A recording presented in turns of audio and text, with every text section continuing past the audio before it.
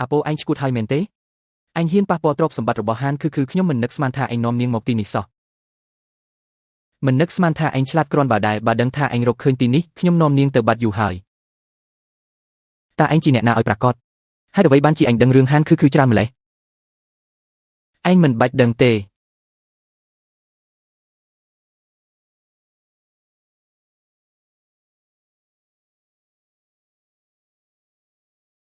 អាពោស្ដាប់ម៉ាក់ណាកូនត្រូវតែបោះបង់មូលដ្ឋានសម្ងាត់នោះចោលទៅ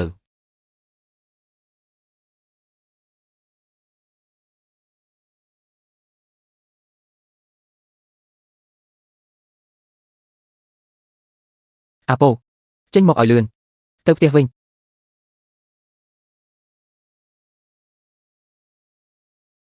គឺសានខៃតាអាពោត្រូវបានគេសម្លាប់បាត់ហើយមែនទេកុំពួននៅទីនោះអីឥឡូវឯងមានសុវត្ថិភាពហើយ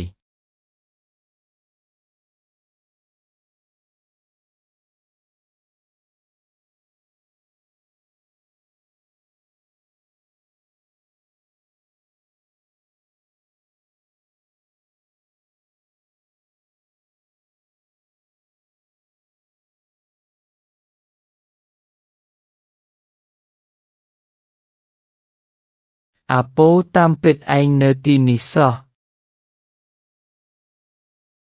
អូនសម្លាញ់អូនស្ងប់ចិត្តបន្តិចទៅអូនសម្លាញ់បងបានដោះស្រាយរឿងនៅទីនេះអស់ហើយឥឡូវនេះបងនឹងនាំអូននិងកូនស្រីត្រឡប់ទៅផ្ទះវិញយកព្រមទេបងស្ងប់ចិត្តបន្តិចទៅអូនសម្លាញ់បងនឹងបើកទ្វារឲ្យ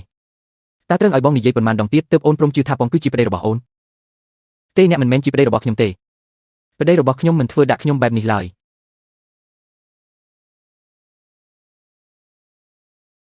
បងប្រុសគុំជាសម្ដីដែលមនុស្សម្នាក់នេះនិយាយឲ្យសោះបងប្រុសប្រញាប់ប្រាប់ខ្ញុំមកតើលុយលាក់ណីណាពួកយើងយកលុយនេះចាក់ចេញពីទីនេះទៅកន្លែងដែលគ្មាននរណារកឃើញអូនសម្លាញ់គុំជឿវាគឺជាចៅស៊ីជាពិតប្រាកដមែនបន្ទាប់ពីវាបោកយកលុយអូនអស់ហើយវានឹងសម្លាប់អូននិងកូនចោលមិនខានបងប្រុសប្រញាប់ឡើងគុំជឿវាបើបងនៅតែរីករាយទៀតពួកយើងច្បាស់ជាស្លាប់ទាំងអស់គ្នាហើយអូនសម្លាញ់ពួកយើងគឺជាគ្រួសារតែមួយ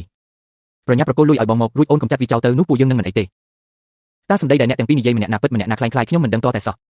វិធីដែលល្អបំផុតគឺនាំហ្វេហ្វីចាក់ចេញពីពួកគេ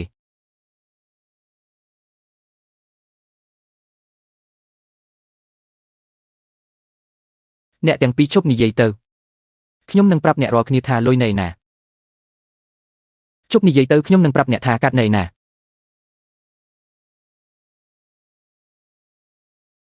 ប្រពន្ធសម្លាញ់ប្រាប់បងមកថាកាត់នៅណាឲ្យប្រកាសទៅមែនហើយបងស្រីប្រាប់មកឲ្យលឿនមកកាត់នោះគឺកប់នៅក្នុងផើងផ្កានៅលើយ៉ជាន់ទី1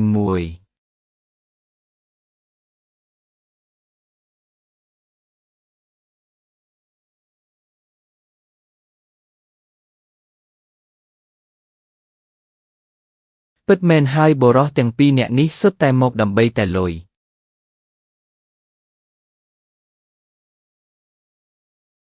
កុំខ្លាចអីម៉ាក់នឹងនាំកូនចេញទៅឥឡូវនេះ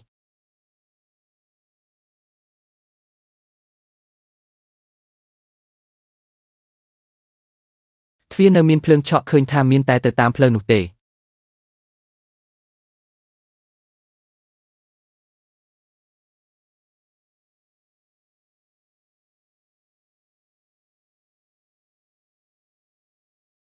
ចុះកាត់នៅណាមិនឃើញនៅទីនេះផងហ្វេហ្វេមកនេះមកនេះហ្វេហ្វីលឿនឡើងមីស្រីចង្រៃនោះចង្រៃមែនហ្វេហ្វីមករកម៉ាក់ឲ្យលឿនមកកូនកុំរត់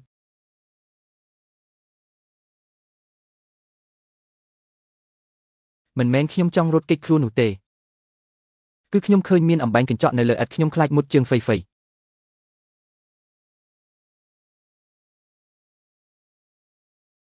ហ្វេហ្វីទៅគេងនៅជាន់លើទៅកូនកន្លែងនេះមានម៉ាក់ហើយ